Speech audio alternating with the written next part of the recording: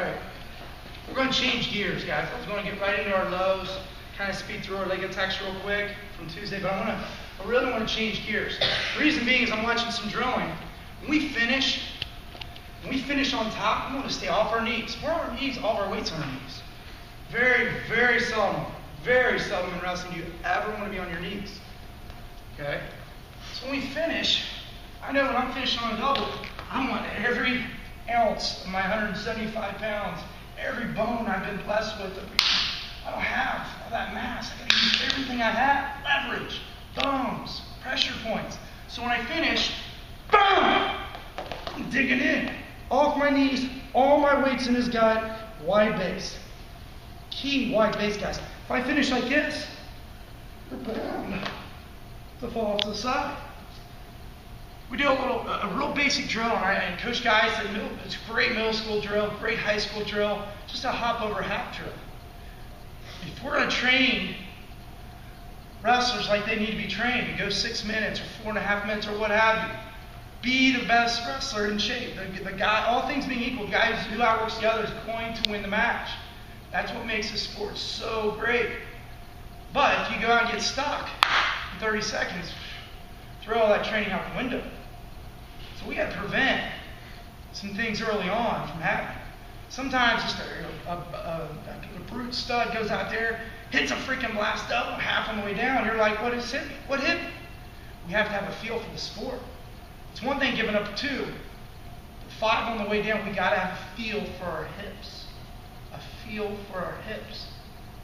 If we have a feel for our hips, we're not going to get turned. They're going to have to fight tooth and nail to turn me or you once we get our hips down.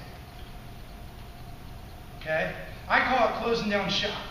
Just, to me, it's an easy way for close down shop. If he's on the right side, I don't care if it's a half, I don't care what have you. I'm going to close down my right side.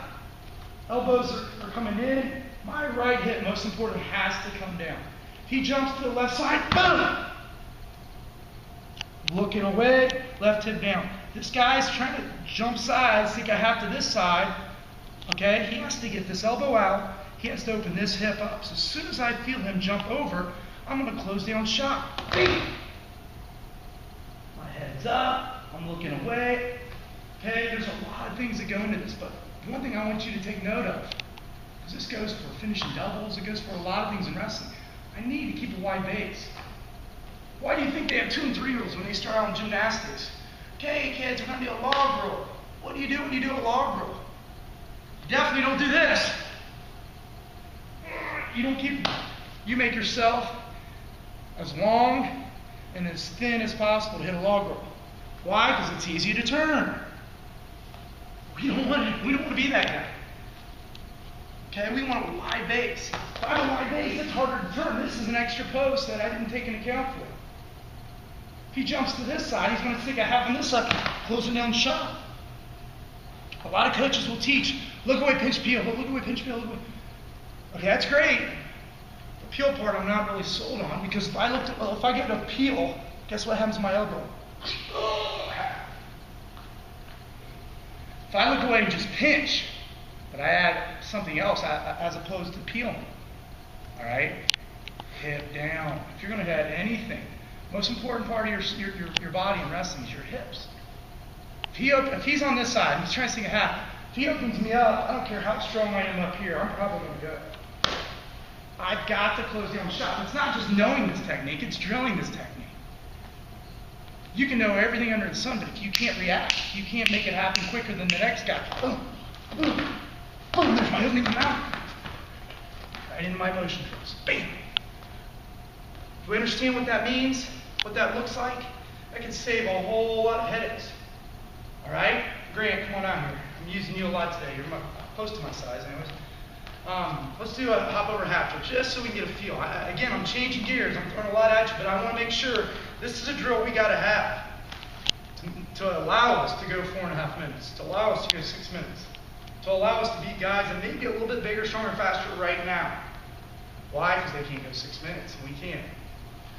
Okay? If I sink a half on this side, immediately he's pinching. When I say pinch, it means that elbow comes in, right hip down, posting out here. Pretty good. How am I going to half side, jump sides, and stick it on this side. Now shot, boom, guess what? How am I going to turn Grand Saline? For the half. Sides. I can't even stick it half. He's got the post, okay, it's wide base. Most importantly, I'm on this side, this right hip's going down. If he's slow at reacting here, he's a little slow in reacting. Look at that. You're acting slow, that's what happens. That's how good kids get turned. They know what to do, they just don't react quick enough. Okay? It's the hop over half trip. One thing I'll also add, very secondary right now, try bowing your neck, shrugging your shoulders. Doug Blue Ball style. You guys know who Doug Blue Ball is. He used to walk around, I guess, 1960 world champion. I can't believe, man. He was so intriguing. You literally walk around like this. He's just a ball of fire. How can you snap that guy down? There's no neck to snap. How can you half a guy that has no neck? Lower your neck, shrug your shoulders. That's something else you can add in there. But right now, I'm really concerned with you. Right hip down, left hip down, right hip down, left hip down. Until we find an opening and we score 1, if not 2 or 5. Let's do that. Hop over half trip.